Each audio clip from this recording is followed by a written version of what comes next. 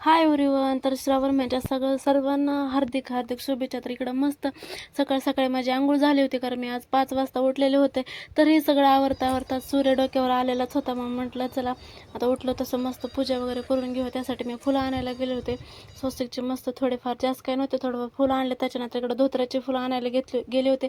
मामाला म्हटलं बाबा चल तू काटाडीमध्ये जाण, फुलं मला आणून दे.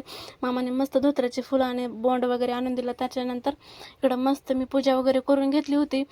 आज श्रावणातला पहिला सोमवार आज होते. मस्त तांदळाची शिवमठ होती, मग तांदूळ वगैरे वाहून घेतले. त्यानंतर धोत्र्याचं फुलटो इतकं छान आणि टवटवीत होतं ना, सकाळ सकाळी फूल इतकं फ्रेश दिसतं ना हे धोत्र्याचं, की खूपच महादेवाला आवडतं. मग म्हटलं चला त्याच्यानंतर हे धोत्र्याचं बोंडच म्हणतात, आय थिंक, ते ठेवलं. त्याच्यानंतर ना माझा बेलच व्हायचा राहिला होता पहिल्यांदा. मग म्हटलं नंतर वाहून घेऊत, आधी काय नंतर काय. मग मस्त अशी छान अशी पूजा वगैरे करून घेतली होती. मॅडम काय मध्ये मध्ये करायला नव्हत्या, कारण ती मध्ये मध्ये करायला असले ना काहीच होत नाही. त्यानंतर दुसरा एक महादेव आहे आमच्या इथं, हा एक महादेव आहे. मग त्याची पण मस्त अशी पूजा करून घेतली होती. कारण ना हा ना पहिला तो तुळशीमध्ये होता, आणि ते ना घरामध्ये होता.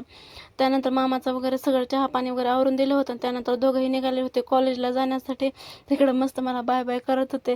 त्यानंतर आता मामा कॉलेजला गेल्यानंतर घरी कुणीच नव्हतं. मग मॅडम बसल्या होत्या, आता स्वतःच वही पाटी पेन्सिल घेऊन बसल्या होत्या, कारण त्याच्यासोबत खेळायला कुणीच नव्हतं.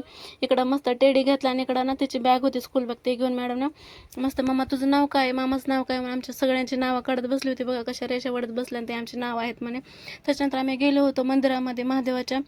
म्हटलं आज श्रावण मधला पहिला सोमवार आहे, तर जाऊन येऊयात. हिरी तर काही जाणवत नाही. मॅडम इकडे विचारत होत की मम्मा जय बाप्पा कुठे आहे, मला जय बाप्पाचं तोंड दिसत नाही, कारण आज सोमवार असल्यामुळे सगळं काय गच्च भरलं होतं फुलांना, बेलाच्या पानांना वगैरे. त्यानंतर सानूनं पण इकडं मस्त अशी पूजा करून घेतली होती, कारण तिला पण पूजा करायला वगैरे इतकं आवडतं ना की बस. तर छान असे मॅडमला पण पूजा केली. त्यानंतर घरी आले होते.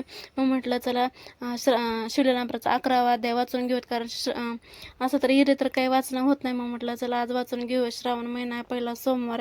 तर मस्त असं वाचन वगैरे केलं. तर चलो बाय.